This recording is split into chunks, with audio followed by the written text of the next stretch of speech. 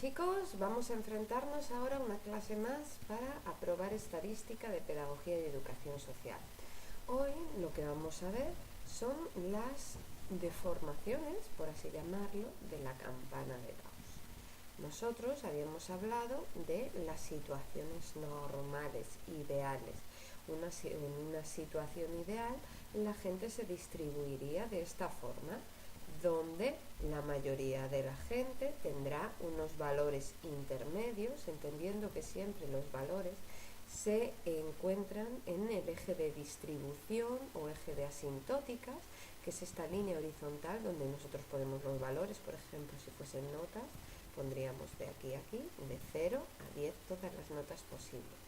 La mayoría tendría valores normales y después, según nos vamos alejando hacia los laterales, o sea, hacia los valores más extremos, notas más altas, notas menos altas, pues encontraríamos menos cantidad de gente. Pero nosotros, como pedagogos o como educadores sociales, sobre todo nos vamos a tener que enfrentar a situaciones que no son ideales, que no se distribuyen de esta forma, a grupos que necesitan ayuda y entonces no se distribuirían normalmente. En estos casos, las diferencias con la campana de Gauss pueden venir de dos puntos de vista diferentes. Por un lado, podría tener que ver con la homogeneidad o heterogeneidad del grupo. Recordamos que la homogeneidad o heterogeneidad se medía por la varianza o desviación típica, que era una línea horizontal que iba desde el eje de simetría a la caída. Normalmente se hacía a la derecha de la distribución, pero podríamos hacerlo a la izquierda. Y esa línea nos mide la homogeneidad o heterogeneidad, pero yo puedo encontrarme con un grupo demasiado homogéneo. Encontrarse grupos demasiado homogéneos tampoco tienen por qué ser buenos, aunque a priori no nos demos cuenta de ello, porque ¿qué pasa en los grupos demasiado homogéneos? Por naturaleza, la gente, unos no nos parecemos a los otros. Lo que pasa que en las clases habitualmente acabamos homogeneizando a los alumnos, haciéndole que sean lo que no son, o sea, haciendo que todos sean más parecidos de lo que debería, haciendo normalmente excluyendo y echando fuera de las aulas, pues, que suene gracias a ideas como el graduado ESO y cosas así, acabamos echando a los alumnos que se encontrarían en la parte baja de la distribución, y a los que serían excelentes no le damos la posibilidad de destacar, les obligamos a que permanezcan en el centro. Sí, acabamos teniendo grupos demasiado homogéneos a la fuerza. Cuando un grupo es demasiado homogéneo, acabo teniendo una gráfica que es de este estilo, donde la desviación, bueno, bien dibujada, entiéndase, donde la desviación típica es muy pequeñita, desviación típica que siempre va desde el eje de simetría a la caída. En estos casos hay muy poca variedad y eso suele deberse, como os he dicho, a la expulsión de los alumnos que están por debajo y a no dejar destacar a los alumnos destacables, la que llaman ahora, que está en boca del ministerio, excelencia. Bueno, pues nos lo estamos cargando con el sistema educativo que están imponiendo. Eso sí, la exclusión de los que están por debajo lo consiguen genial. Bueno, eso por un lado, ¿vale? Por otro, también nos podemos encontrar en la situación contraria donde el grupo sea demasiado heterogéneo, donde realmente eso tampoco es normal, que la gente esté tan diseminada, que haya tan pocas cosas en común entre unos y otros, no es bueno.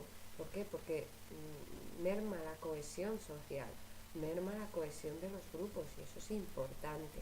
Bueno, ya vemos que en el eje de distribución podemos encontrarnos dos problemas teniendo que ver con la homogeneidad o heterogeneidad del grupo. A estos problemas se les considera kurtosis.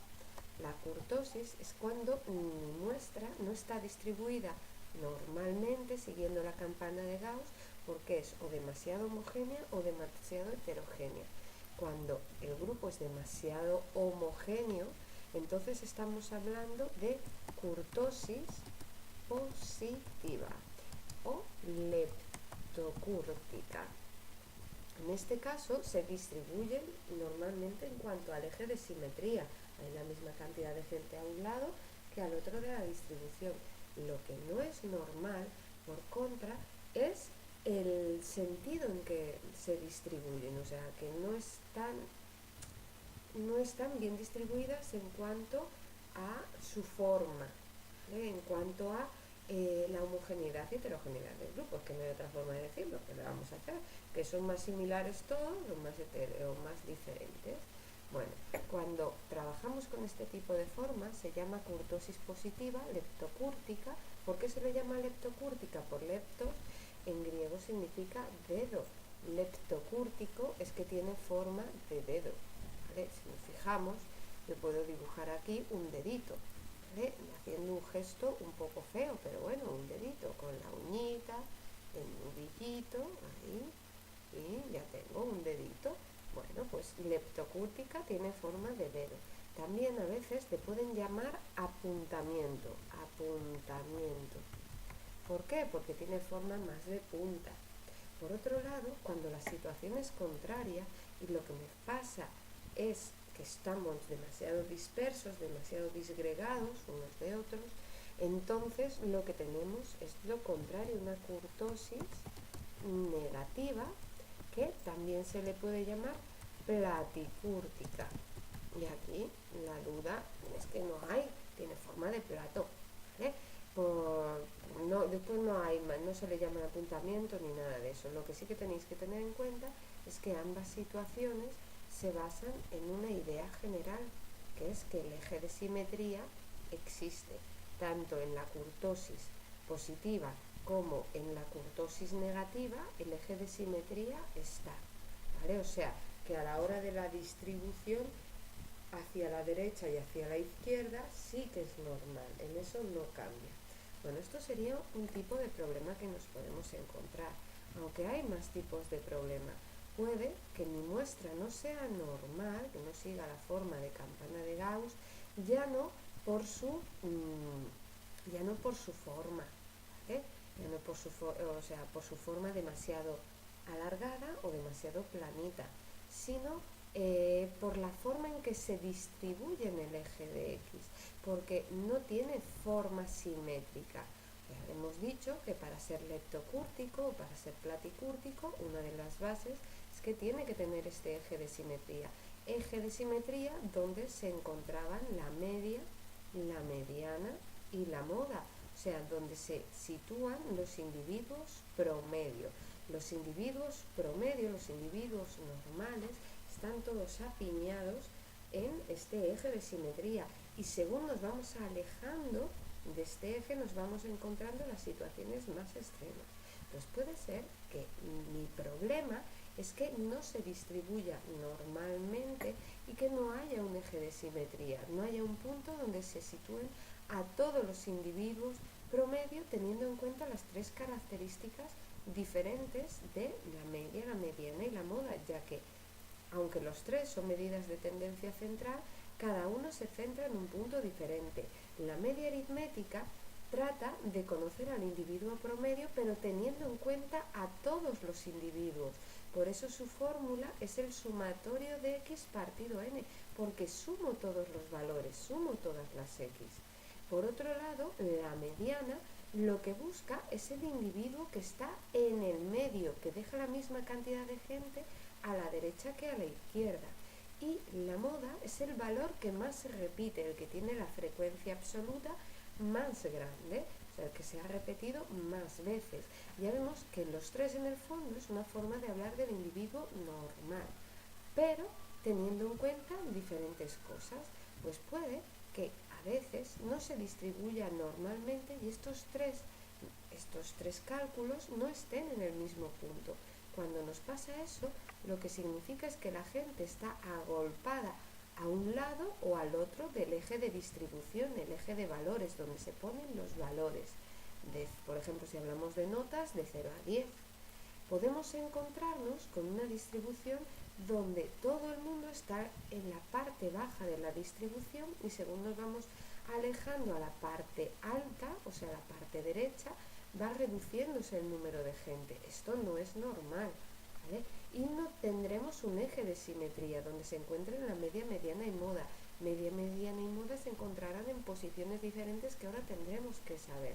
También podemos encontrarnos con la situación contraria, que tenemos un eje de distribución, pero la gente se agolpe en la parte alta de la distribución.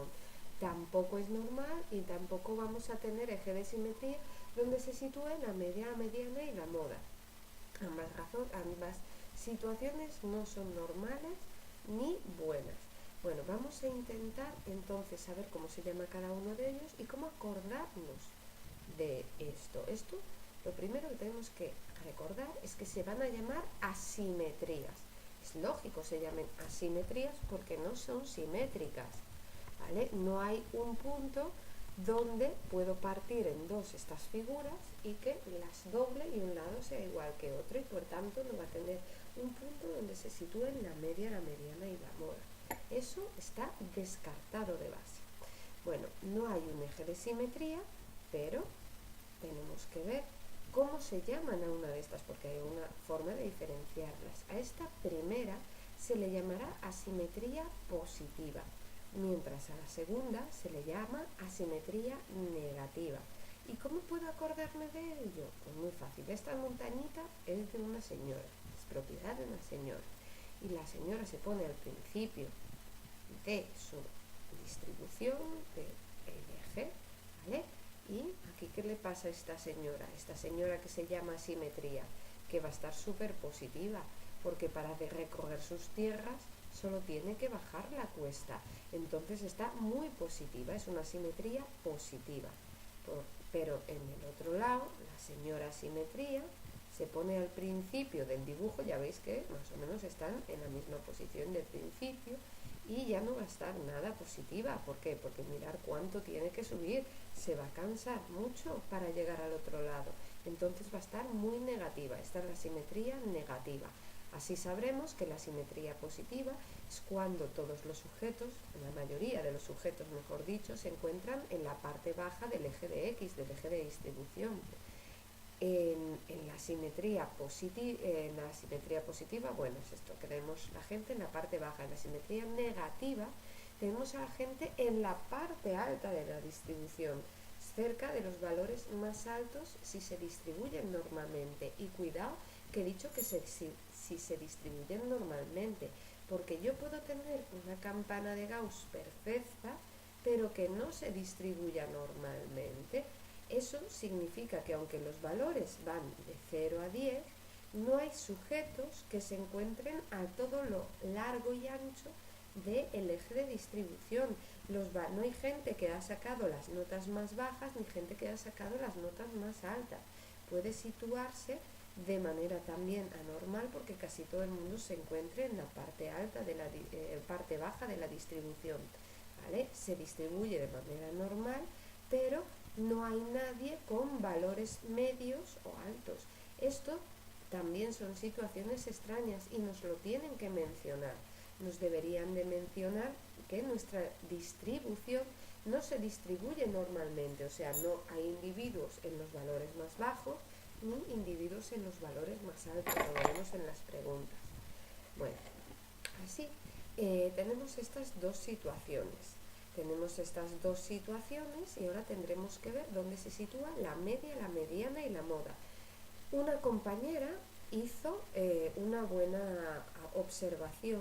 En el libro está mal hecho el dibujo, ya está enlace de ratas, o sea que los vídeos que voy a hacer a partir de ahora, como ya han corregido el error en teoría enlace de ratas, pues ya os lo explicaré como deba de ser. En vídeos anteriores, como estaba mal explicado, entonces os lo iban a preguntar tal como estaba explicado y por lo tanto yo os lo explicaba con el error. Ahora lo vamos a ver como debería de ser. Como debería de ser, vamos a abrir aquí una página web y vamos a poner, por ejemplo, media, mediana y moda en asimetrías. Nos vamos a dibujos para que veáis cómo debería de ser el dibujo que tiene que estar en el libro, este de aquí, ¿vale? Debería de ser así: media, mediana, moda, media, mediana y moda, moda, mediana y media. Tiene que estar así distribuido, la mediana siempre en el medio. En el dibujo que tenéis vosotros en el libro no está así distribuido, ¿eh? Lo digo porque es importante. Puedo coger otro que va a poner lo mismo o algo diferente, a ver si hay otro más diferente. Eso siempre va a ser así, ¿vale? Porque es así la forma correcta, ¿vale? Mediana siempre en el medio, ¿vale? Lo digo porque así no está en el libro y por tanto es un error. Bueno, vamos a ver, ahora que ya sabemos dónde podemos encontrar el error, vamos a empezar. Primero, yo para acordarme de cómo situar la media, mediana y moda en las asimetrías, primero tengo que saber si es una simetría positiva o una simetría negativa, ¿vale? Y dibujarla bien.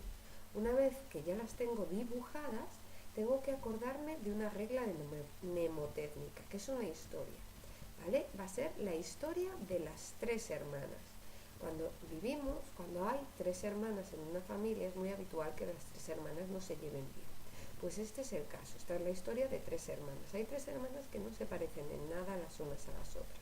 Por un lado, tenemos a la hermana que es la más guay del Paraguay, vamos, es la mejor, la que todo el mundo quiere salir con ella, la más guapa, la que tiene más amigos.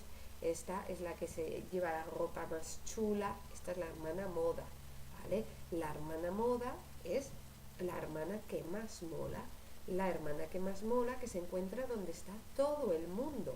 Entonces se encuentra en la montaña, porque la montaña es donde se agolpa todo el mundo unos encima de otros. Pues la moda siempre está donde está todo el mundo, tanto en una simetría como en la otra, ¿vale? La hermana moda la tendremos aquí dibujada de verde, porque es la hermana que mola, la moda, ¿vale? Vamos a poner a la moda. Pero después hay otra hermana que se llamará sormedia. La hermana sormedia es la sormedia aritmética, ¿vale? Es la hermana que siempre se porta bien, siempre hace lo que debe, la que obedece a los padres ciegamente y nunca hace nada fuera de lo que debería de hacer. Esta hermana sormedia, claramente, si los padres le han dicho, tú estate aquí, no hagas nada que no deban. A la media la dijeron desde pequeñita, tú estate en el medio. Intenta estar siempre en el medio, no te vayas ni para un lado ni para otro. Pues ella siempre va a intentar estar en el medio. Hombre, a veces no está exactamente en el medio, pero siempre va a intentar estar lo más cerca posible del medio del eje de distribución, ¿vale? En este caso, si tomamos el eje de distribución, el medio estaría más o menos por aquí. Pues la media aritmética está donde le han mandado siempre que esté, en el medio. En este caso, lo mismo, estaría por aquí. Que hay veces que no puede estar tan en el medio, pero siempre lo intenta, ¿vale? Es la hermana buena, es la hermana que obedece a los padres. Pues esta es la hermana media. Como comprenderéis, sormedia y moda se llevan a matar. Están todo el día discutiendo la una con la otra. No se llevan nada bien. Pero hay una tercera hermana, la hermana mediana. Y esta tercera hermana, la hermana mediana, ni es una santa ni es una juerguista. Siempre intenta mediar entre las dos hermanas porque las quiere a las dos y por lo tanto nunca se posiciona de parte de ninguna de las dos. Intenta estar con las dos en la misma cantidad de tiempo. ¿Para eso qué hace? Pues mide la distancia que hay entre una y otra y se pone justo a la mitad. O sea, se pone a la mitad entre la moda y la media. Esta es la mediana justo a la mitad entre la moda y la media. Pues de hecho, así ya tenemos dónde se situarán la media, mediana y moda en el eje de distribución. Y ya podríamos asignarle valores. Así a ojo de buen cubero, por ejemplo, a la media le puedo poner un 5, en esta simetría positiva, a la mediana un 4 y a la moda un 3. Y en el caso de la simetría negativa, la media va a tener un 5, la mediana va a tener un 6 y la moda va a tener un 7. Si yo he hecho este dibujo, yo ya puedo llegar a decir que en una simetría positiva, la media es mayor que la mediana y la moda, mientras que en una simetría negativa, la moda es mayor que la mediana y la media. Y así poder acordarme de ello. Si lo tenéis que aprender de memoria, os vais a volver locos.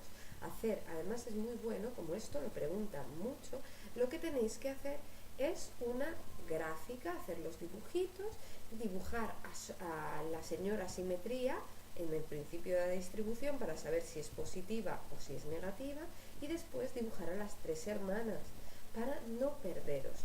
Ahora que ya hemos visto esto, lo que tenemos que hacer son problemas, preguntas que han entrado en exámenes anteriores sobre estas asimetrías.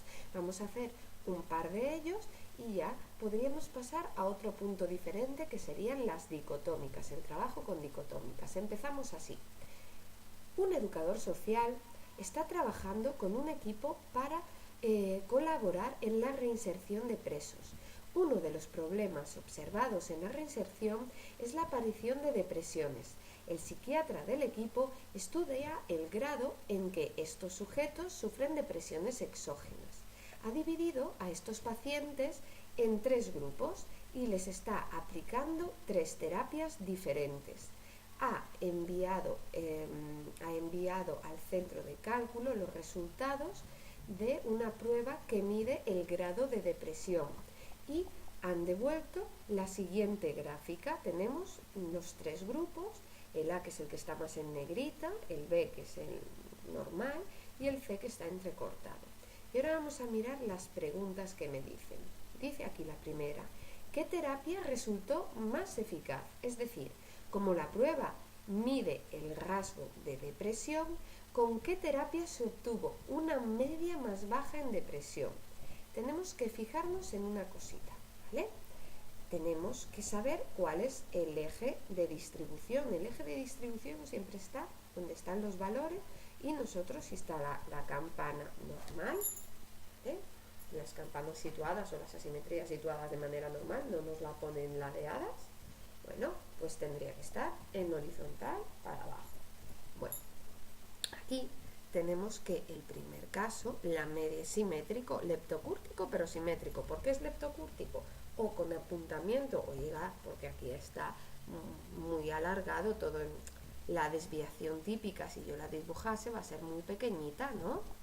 Vale, entonces es simétrica, eso sí, ¿vale? Porque tiene un eje de simetría que, si divido en 2 por ese eje de simetría, un lado será igual que otro. Lo mismo le pasará a B en cuanto a eje de simetría, también tiene eje de simetría, pero esto es más bien normal. Sin embargo, la C tiene más bien esta forma de aquí, es una simetría negativa, porque yo puedo dibujar aquí a la señora simetría y va a estar cabreadísima porque va a tener que subir mucho, entonces es una simetría negativa esta última, la C. Y aquí me dicen con qué terapia se obtuvo una media más baja. La media, los valores, siempre se miden en el eje de X. Que por ejemplo, la depresión, que se mide de 0 a 100, pues pondríamos aquí 0 y aquí 100. El eje de simetría, aquí será la media, y la media en una simetría negativa estaría más o menos por aquí. ¿Cuál es el que tiene la media más baja? En el eje de X es el que está más cerca de 0, el puntito que he cortado más cerca de 0 es sin lugar a dudas la A. Entonces es la terapia que mejor ha funcionado. En el segundo, en el 7, me dice, ¿en qué grupo encontramos la mediana más alta? Pues la mediana más alta, recordamos asimetrías negativas, la hermana moda donde está todo el mundo, la hermana media en el medio. Sin embargo, la mediana está entre una y otra, es la que cortaría más cerca del valor máximo de la distribución, que sería 100. Entonces la mediana más alta estaría en C. La 8 dice, ¿a qué distribución podríamos clasificar de leptocúrtica? Hemos dicho ya que es la primera. Y después nos dice, si sus modas fuesen 20, 30, 40, ¿cuál corresponde a la moda 40? La moda más alta es sin lugar a dudas la C, que está aquí en la chepita donde está todo el mundo, sería esta moda que corta en el punto más alto, más cerca de 100. ¿Vale? En las otras dos, como son simétricas, están en el eje de simetría junto a la media y la mediana. Por eso la que tendría que tener una moda de 40 sería la C. ¿Qué distribución muestra una clara simetría positiva? Cuidado, aquí no hay ninguna con una simetría positiva, hay una simetría negativa, porque si yo pongo a la señora simetría al principio, va a estar súper negativa porque va a tener que subir mucho. Entonces, no hay ninguna con una asimetría positiva, esta iba a pillar. Y la última de dice, ¿en qué distribución encontramos una desviación media más pequeña? La desviación media, desviación típica, me da igual cómo lo llamen, siempre va del eje de simetría a la caída más cercana, del eje de simetría a la caída de la más cercana. En el caso C, estaría desde la moda a la caída más cercana. La más pequeñita, sin lugar, es la leptocúrtica. Las leptocúrticas son los más homogéneos, por eso esta será la más homogénea de todas. Vamos a hacer otros dos, ¿vale? Vamos a hacer estos dos y con eso terminaríamos. A continuación, le presentamos tres distribuciones de frecuencias, la 1, la 2 y la 3. Marque la respuesta correcta. Lo primero que tenemos que ver, me van a preguntar sobre la desviación típica. ¿Quién tiene la desviación típica más grande y más pequeña? Bueno, para ello tendría que dibujar las campanas de Gauss y con estas distribuciones de frecuencias, cada línea indica un individuo diferente. Pero no solo eso, aquí no están situadas de manera normal. El eje de distribución tenía que ponerse en horizontal. Y para abajo, aquí me la han puesto ladeado, yo no puedo trabajar así, yo tendría que girar estas distribuciones, porque así, tal como están, no puedo trabajar con ellas, yo tengo que ponérmelas en horizontal. Ahora que ya están así, yo las voy a recortar de aquí para poder trabajar con ellas más cómodamente en el Paint, ¿vale? Yo quito esto de aquí y lo voy poniendo una distribución, la tercera, cojo la segunda, al lado, y la primera también vamos a poner al lado, primera, ponemos aquí y la colocamos. Ahora vamos a poner más grande esto para poder trabajar con ella. Mejor me pasa un poco, es decir, que esto es lo malo de que cuesta ponerlo al tamaño que a mí me gustaría, pero bueno, no pasa nada. Vamos a intentar trabajar con ello así. Lo primero que tengo que hacer son las campanas de Gauss. Para ello pongo un puntito al principio y un puntito al final. Vamos a coger el rojo para que se vea mejor. Puntito al principio, puntito al final y puntito en medio de cada barra. Me preguntaréis por qué, porque sí, porque se hace así, ¿qué queréis que os diga para hacer el dibujo? Ahora tenemos que unir los puntitos y me acaba de... Vale, lo he exagerado un poco, pero para que se vea bien, ¿vale? Tendría esta distribución claramente platicúrtica. En el otro caso lo mismo, aquí, aquí, punto en medio, sacamos y me va a salir aquí, si os fijáis, las líneas como son curvas, ¿vale? Esta sería una simetría negativa, pues si pongo al principio a la señora simetría se va a llevar un sofocón impresionante subiendo todo eso. En el otro caso pues lo mismo, bueno, más o menos es igual pero al revés, una simetría negativa. Tengo que dibujar ahora la desviación típica. La desviación típica va desde la mitad, vamos a hacerlo con un grosor más grande, va desde la mitad a la caída. En el caso de las asimetrías va desde la moda a la caída, desde la moda a la caída más cercana. Si vemos, el más grande sin lugar a dudas es el tercero. El tercero es el que tiene la distribución más grande, la desviación más grande, y tiene su lógica porque es platicúrtica. Y cuando hemos dicho que un grupo es muy heterogéneo, que es cuando tiene la desviación típica muy grande, cuando es platicúrtico, solo hay una situación que puede llegar a competir y ganar a una platicúrtica en lo que respecta a desviación típica con el mismo tamaño, el mismo número de gente y demás, que es una cosa que se llaman campanas de Gauss inversa, que sería una situación así. En este caso es aún más heterogéneo que una platicúrtica, porque aquí no hay valores intermedios que intenten paliar, que intenten suavizar la situación entre los individuos que están en los extremos.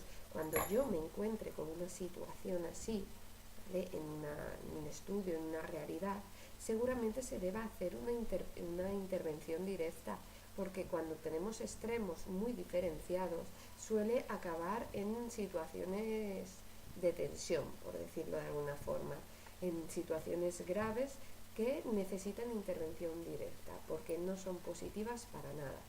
Pero bueno, aquí tendríamos esta situación, ¿eh? En nuestro caso, en estas tres, la que tiene la desviación típica más grande será la tercera.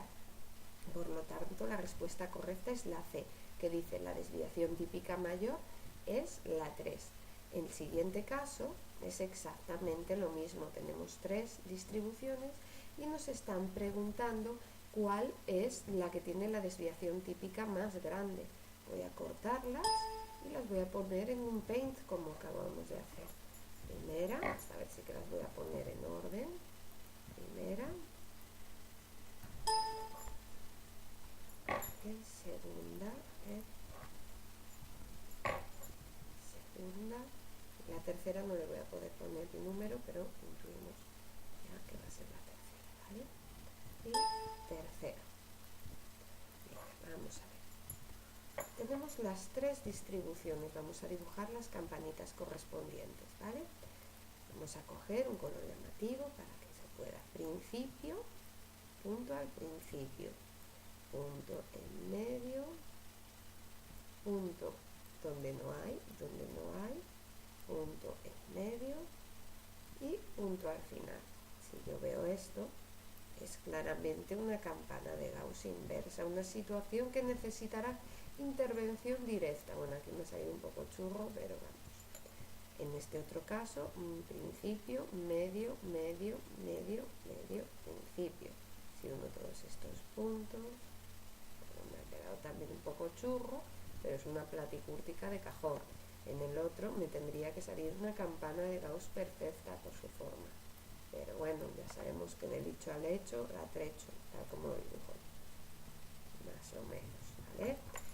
Bueno, en estos tres casos, yo sin necesidad de hacer la desviación típica, yo ya voy a saber que el que va a tener la desviación típica más grande es este. ¿Por qué? Porque suelen ser los que tienen la desviación típica más grande. Pero bueno, vamos a comprobarlo desde el eje de simetría, porque aquí sí que hay un eje de simetría que parten dos iguales la campana. Bueno, pues entonces desde el eje de simetría a la caída de la distribución, desde el eje de simetría a la caída de la distribución y desde el eje de simetría a la caída de la distribución. No por mucho, bueno, y quitando lo que se me ha salido por los lados, el que va a tener, si tenemos una regla y lo compruebo, el que tiene más grande va a ser el primero. El más grande, la desviación más grande va a ser el primero, pero ya os digo que esto habría que mirarlo con reglas para estar seguro. De todas maneras, solo porque es una campana de Gauss inversa y en tanto que van de los mismos a los mismos valores, sé que es esta, la más heterogénea, porque siempre son las más heterogéneas, entre los mismos valores, entre máximo y mínimo igual. Pues ya lo tendría. Esta sería la desviación más grande. Ahora el resto de preguntas son siempre iguales. El resto de preguntas, lo único que, bueno, aquí es otra de gráficas, pero el resto de preguntas son de teoría y siempre funcionan igual. Si yo he dibujado previamente cuál es la simetría positiva y cuál es la simetría negativa, no me van a engañar. Si yo las he dibujado, y aquí me dicen, si la mayoría de los sujetos de una muestra tiende a concentrarse en la parte baja de las puntuaciones de una distribución de frecuencias, pues si están en la parte baja, están cerca de cero, voy a dibujarlo, ¿vale? Yo no quito ni esto. Tenemos eje de distribución, la gente en la parte baja. Pues tengo esto y esto, yo ya sé que es una simetría positiva.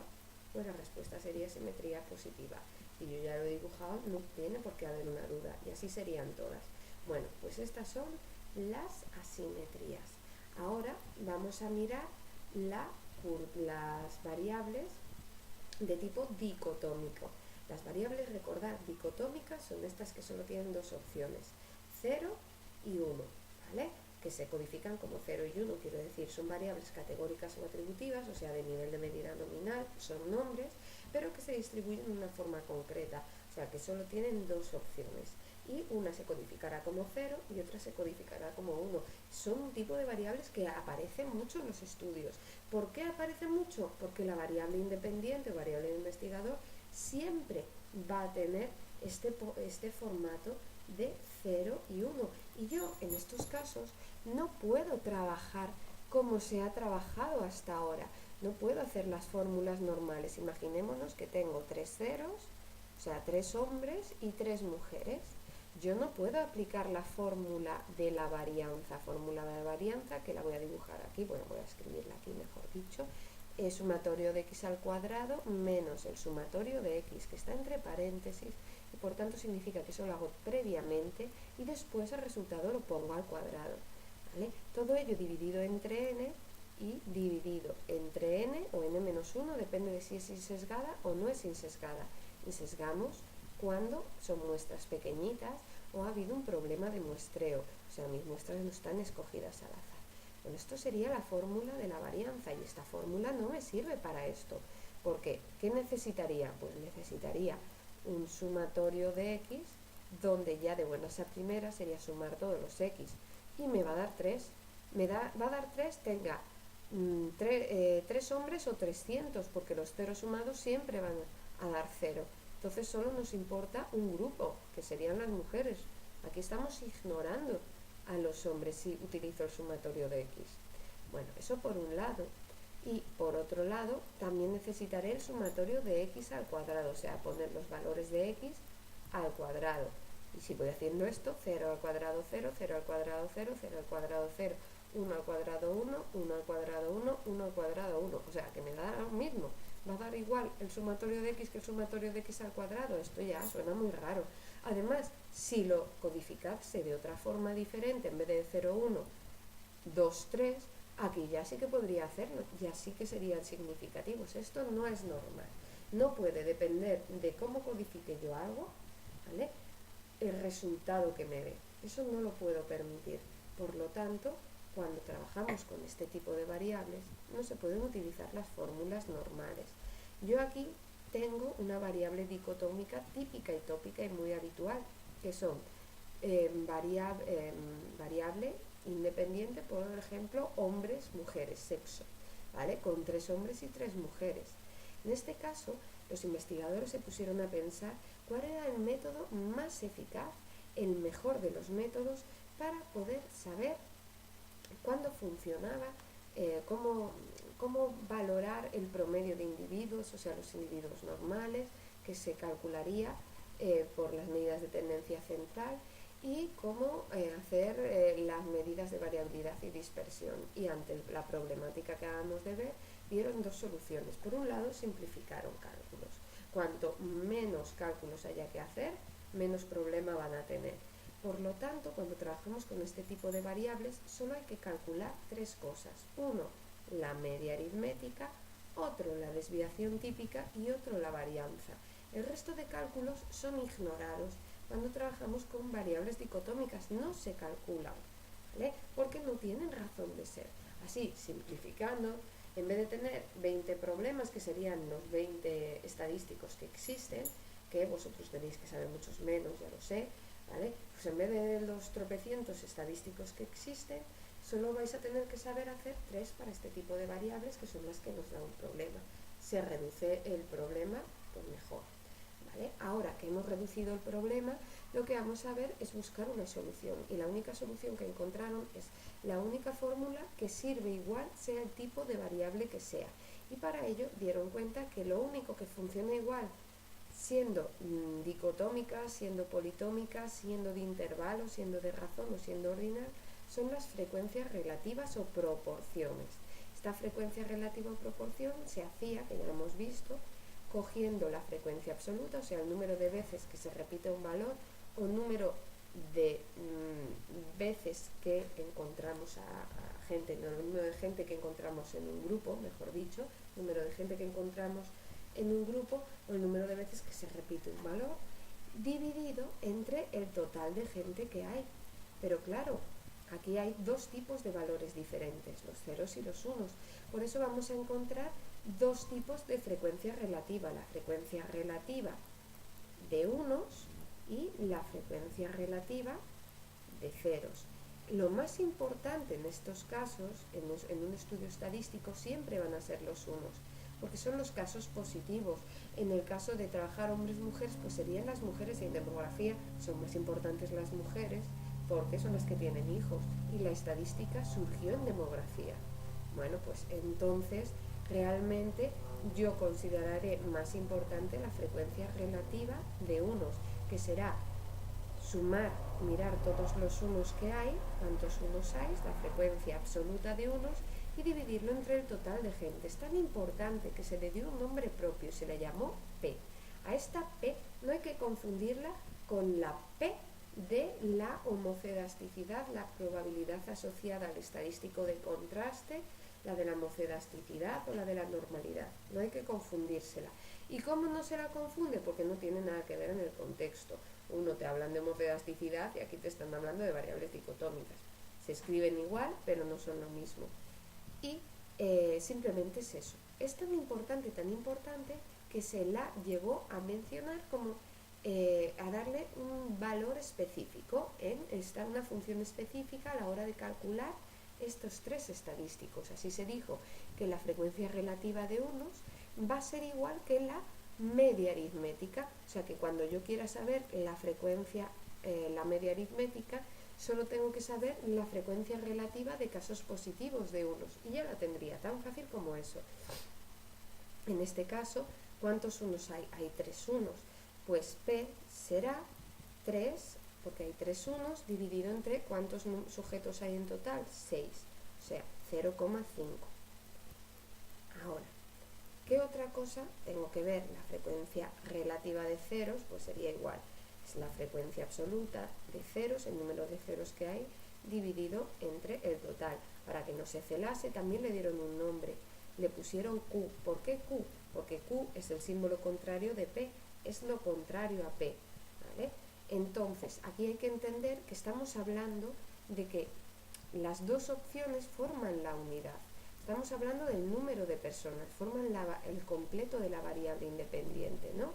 Si yo junto la proporción de casos positivos con la proporción de casos negativos, siempre me tiene que dar 1, porque si estos y 0,5 son P, que son las mujeres, la proporción de mujeres, Q tendrá que ser lo que falta para rellenar, para acabar con la unidad de personas que hay, y entonces sería 1 menos 0,5 me dará 0,5. O sea, para llegar a 1, que es la unidad, pues simplemente tengo que a 1 restarle la proporción que tengo. Lo podría hacer como acabamos de hacer. ¿Cuántos ceros hay? 3. ¿Cuánto es el total? 6. 3 entre 6 también me da 0,5. Pero puedo razonarlo de esta otra forma. Puedo razonarlo teniendo en cuenta que P más Q siempre va a dar 1. Porque los hombres más las mujeres hacen el total de personas con las que trabajamos. No hay más. O eres hombre o eres mujer. ¿Vale? Entonces, P más Q es igual a 1. Y despejando esto, puedo llegar a obtener lo que me falta. Ahora, ¿cómo calculo la varianza y la desviación típica? Pues para ello utilizaré las dos proporciones, las dos frecuencias relativas. La varianza será la multiplicación de P por Q. Y esta multiplicación de P por Q tiene una curiosidad, que nunca jamás de los jamases va a superar 0,25. 0,25 es la varianza más grande que puede existir en una dicotómica, y eso pasará en este ejemplo en concreto, cuando hay la mitad de unos que de otros. Estamos divididos a la mitad. Siempre todas las varianzas estarán de 0,25 para abajo. La desviación típica, por su parte, se hace igual que siempre, haciendo la raíz de la varianza. Y aquí lo curioso es que esta desviación típica siempre va a ser dar un valor superior al de la varianza. Siempre va a dar un valor más grande que la varianza, pero siempre teniendo en cuenta que va a ser más pequeñito de 0,5, o sea que siempre va a estar entre 0,5 y 0,20 y algo, ¿vale? Pues ahí lo tendríamos, ya podemos calcular varianzas y ya podremos calcular desviaciones típicas en variables dicotómicas. Vamos a coger ejemplitos, vamos a quitar esto de aquí y vamos a coger los ejercicios que han caído hasta el día de hoy de estas variables dicotómicas en exámenes. Vamos a ver esto, aquí dice, en una variable dicotómica, bueno, vamos a coger un par de estos que son los que vamos a hacer, no vamos a hacer más, y voy a ponerlo en un pen para que pueda escribir algo encima de ellos, ¿vale? Aquí tenemos los tres cálculos de las tres cocinas y vamos a empezar a trabajar. Aquí dice, en una variable dicotómica codificada como 0, no, 1 sí, o sea, codificado de manera normal. Si sabemos que el 20% de la muestra dijo que sí, podemos afirmar, a ver, primero, aquí me dan los valores en tanto por ciento. ¿Os acordáis, que esto lo expliqué el primer día, que en estadística nunca se trabajaba con valores de 0 a 100?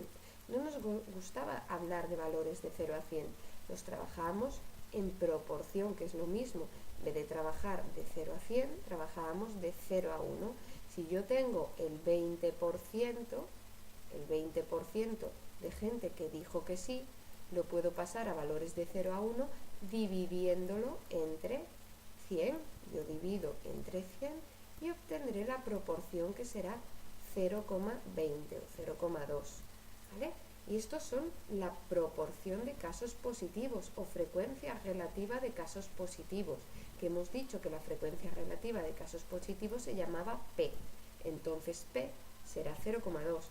Y si sabemos que la unidad es, o sea, que en total los casos positivos y los negativos hacen 1, bueno, pues si tenemos que 0,2 es P, Q será lo que falta para llegar a 1, ¿no? 1 menos 0,2 va a dar 0,8. Bueno, pues aquí tendremos la respuesta correcta. P es 0,2. P es 0,2, por lo primero, si me hubiesen preguntado Q, pues lo tendría que sería 0,8. Además, si nos fijamos, P y Q nunca pueden dar valores superiores a 1, porque P y Q son proporciones. Es valor que está por debajo de 1, porque las proporciones siempre van de 0 a 1. Pues ahí ya lo tendríamos, ya podríamos llegar a saber estos. Uy, un segundito que se me ha...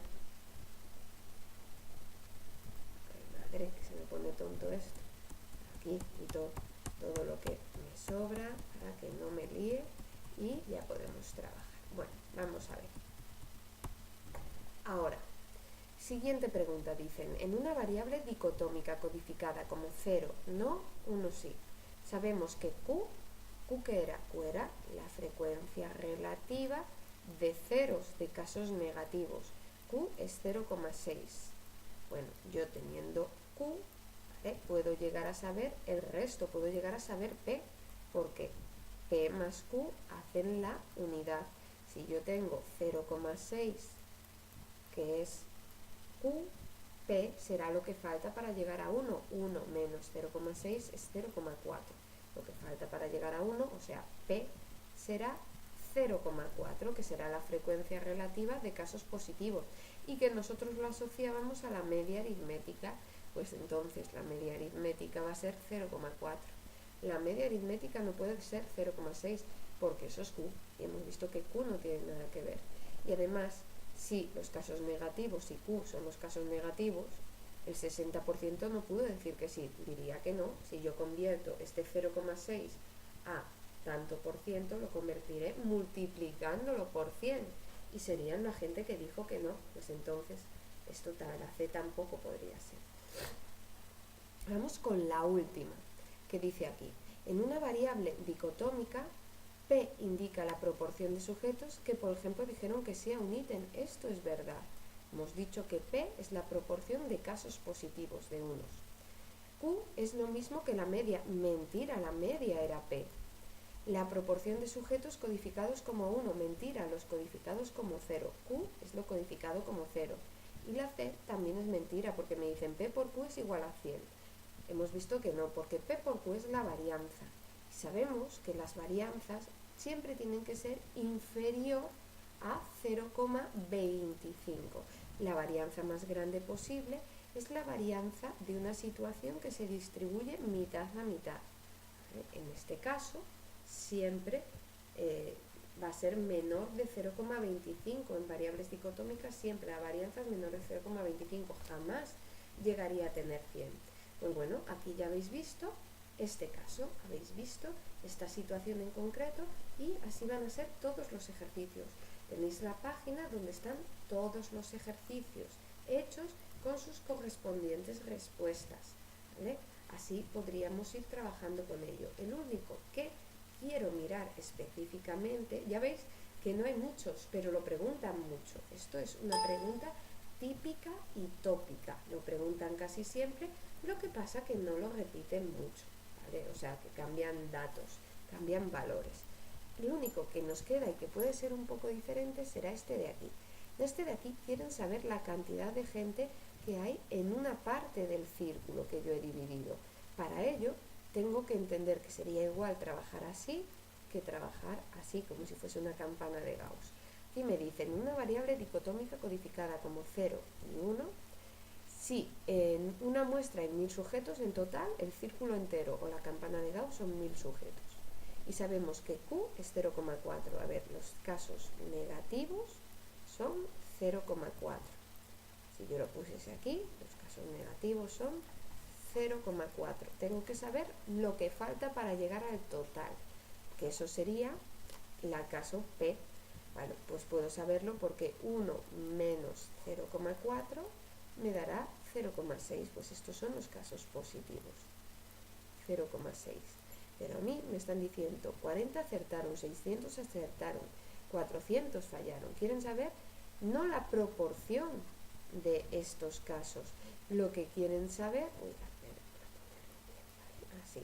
Lo que quieren saber es la cantidad de gente. Para eso necesito una fórmula nueva que no está en el formulario, que es la fórmula de la n del subgrupo.